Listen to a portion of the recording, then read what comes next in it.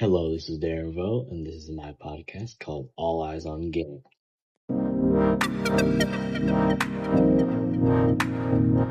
The Knicks have come back from 30, which is absolutely crazy.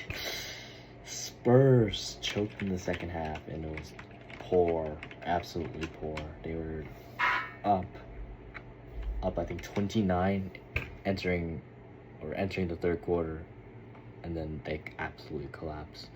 Shout out to OG Anunoby with the tip in to win the game. As I'm recording this, I think this is right after game 4. But game 5 should be playing when this is uploaded.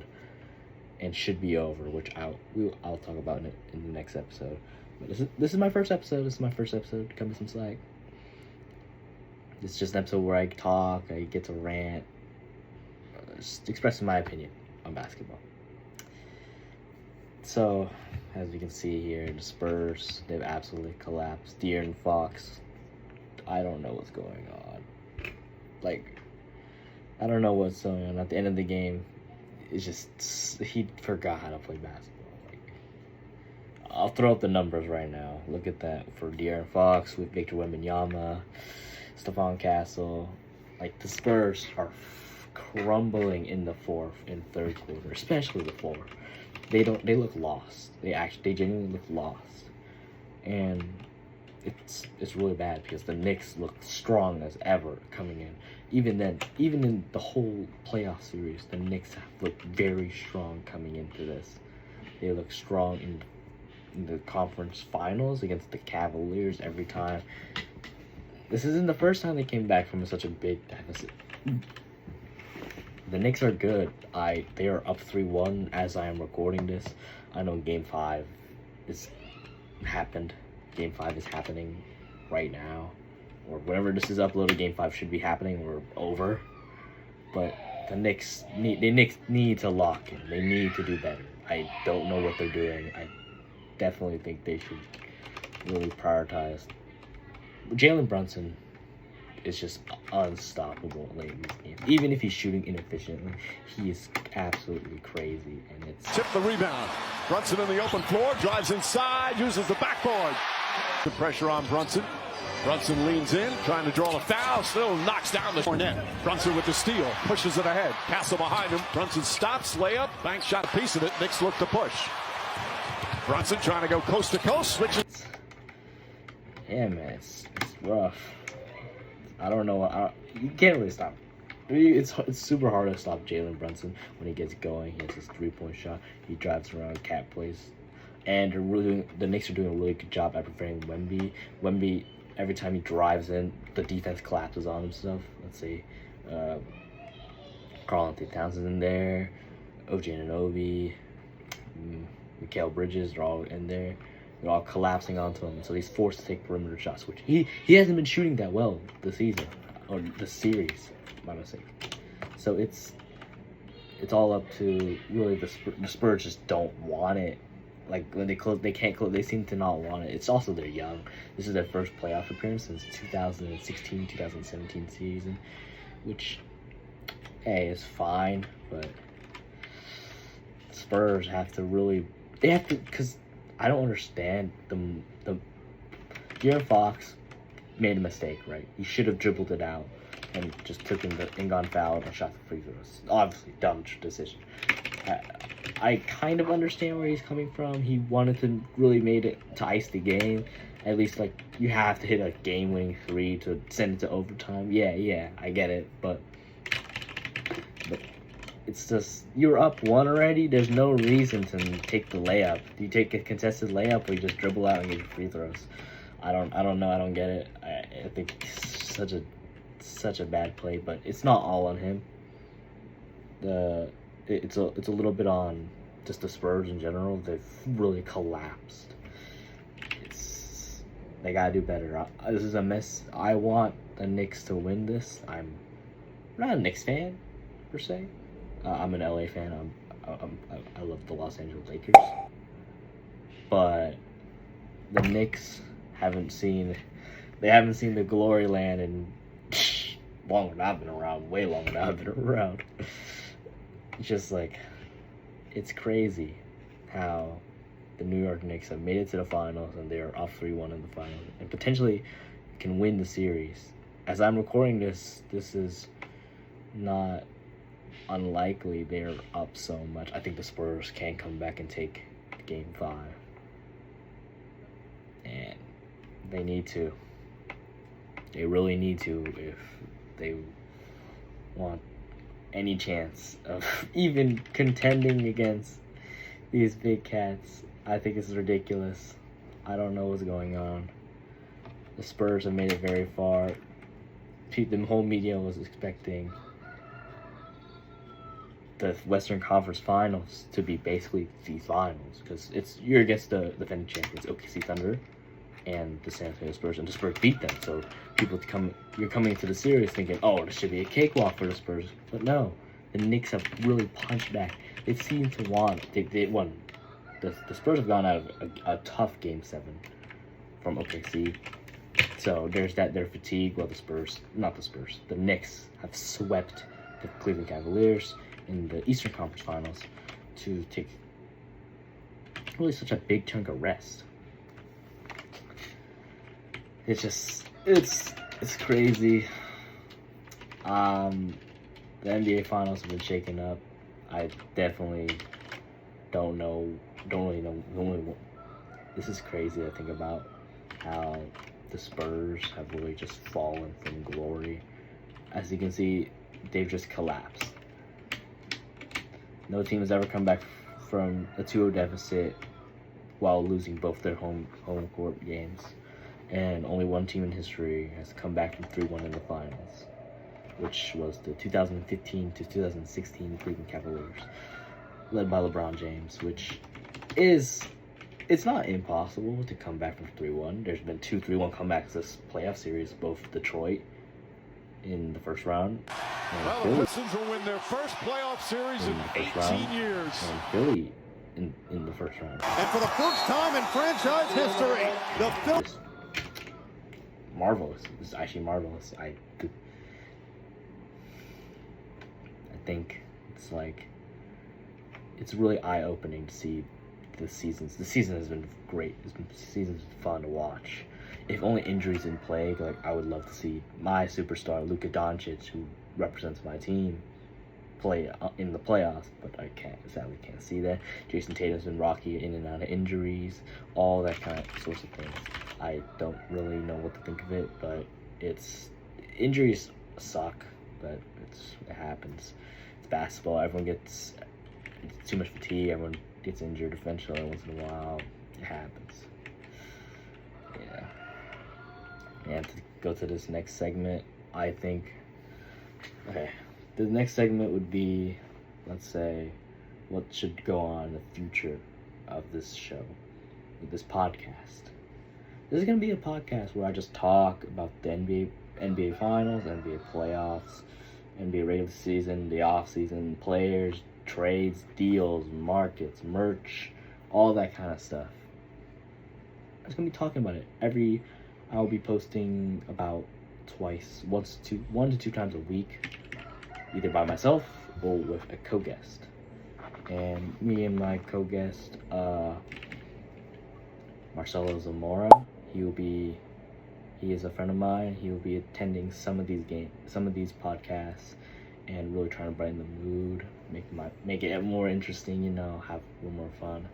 This is just the debut. This is just to really give you a spice. Also, this is the first episode, so we're just sending out ground rules, sending out things. Hope people like it. If you do like it, and if you're watching this, please share this with all your friends. I don't know, this is an interesting topic. I do read comments, so if you want to comment anything down, if anyone watching this on YouTube, when I put this on YouTube, anyone watching down, put down comments. I will read the comments, and in the next episode, I will definitely give you a mention if there is any comments. Hey, I'm fresh. It happens. It's interesting. I love basketball all my life. I'm not that old, as I'm only 17, but I love basketball. I've watched, I've played, I've been to these big games. So my ball knowledge is kind of deep, but I'm not one of them super statistical, so anything. I'm not one of them super analytic players, people. So anything that you give me will help in the long run, and yeah, I'll I will appreciate any type of support, any type of information, any type of feedback, how to get better. This is my first time doing it, so any feedback, any comments, don't be, don't try to be too hateful, but I'm fine with constructive criticism, on what I should do. I'm just starting out, so things have gone crazy. Yes. Hey. The next I want to talk about is off-season conversations. Holy shoot. Because what do you mean that LeBron James is going to Golden State? That is a trade. That is a rumor I've heard way too often. Off-season hasn't even started. I don't know what people just keep talking to talk. It is insane that a 41-year-old LeBron James is the talk of the offseason. He is the most valued free agent right now. He is a free agent this summer and can go to, I think, almost any team that he desires if they have cap for him. Which there have been trade rumors all over last year, over the deadline, talking about, oh, you should trade him for some. I don't know. I think the Lakers should keep him, or should try to keep him for, let's say, 30 million, 20 million, something a little lower on the end, a little cheaper for to build cap.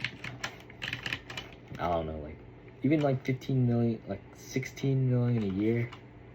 I think that's fine. Golden State, Steph Curry has been reported to be visiting LeBron James to try to recruit him. I do not know if this is true.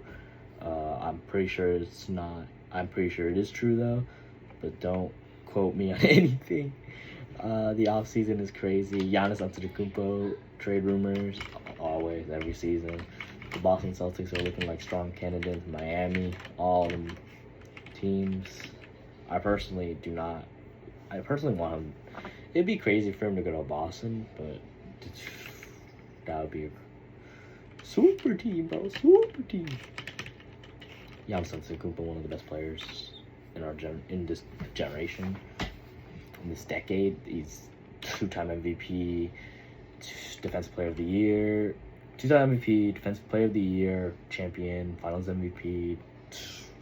Pretty sure 7-time NBA first team, like a 10-time All-Star. Ridiculous resume. He is one of the craziest power forwards. He's a top 2 Buck all time. Top 2 Milwaukee Buck all time. One of the best players. He's also an NBA in-season tournament cup MVP. So there's that. He's one of the best. And I don't know if he should leave Milwaukee. I think if he really wants another ring, he should leave Milwaukee. Because the Bucks aren't winning another championship, obviously. It has to happen. If he wants to win another ring, he has to leave the Bucks and demand a trade. Which, are most teams really willing to blow up the roster for Giannis? I don't know. I don't think you should. As you can see, these last few champions have all been about depth. Your team has been all about depth, not really superstars. You see let's think of the last 6 championships. Last year, we had the OKC Thunder, headlined by, yes, one superstar, but you had depth. That team was deep, roster filled, great, built around Shai Gilgeous-Alexander's amazing skills, and they won the championship in 7. The NBA champion resides in Oklahoma City.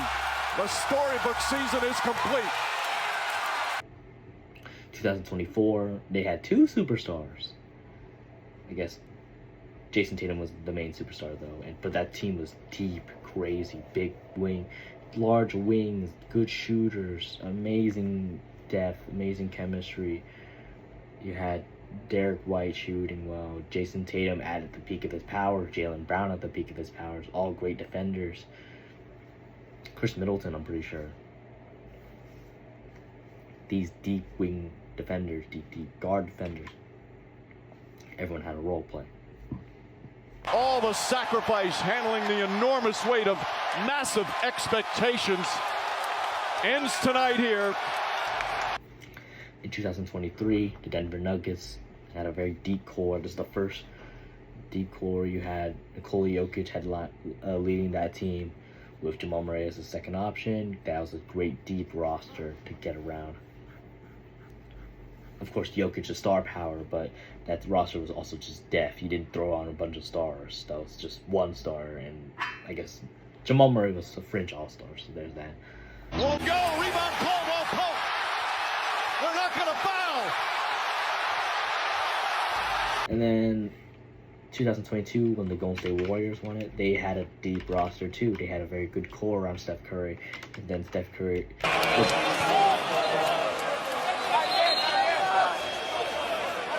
Boy, these Warriors. The whole recipe to a championship in these last couple years is a deep roster built around 1 to 2 superstars, and that is how you win. You don't win rings with a bunch of superstars and no depth.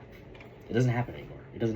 Even the 2021 Bucks, it was Giannis Antetokounmpo, who I just spoke about, and a decent team around him. He had shooters. He had Middleton. He had Drew Holiday. All them guys.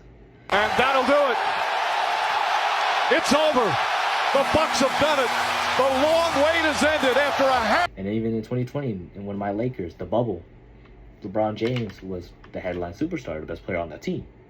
But he had a great team around him. It was all cohesive. He had shooters and Kyle Kuzma, Danny Green, with some playmakers like Rajon Rondo himself, and big AD, second option, one of the best players in the world at that time. Top 5 in the world at that time.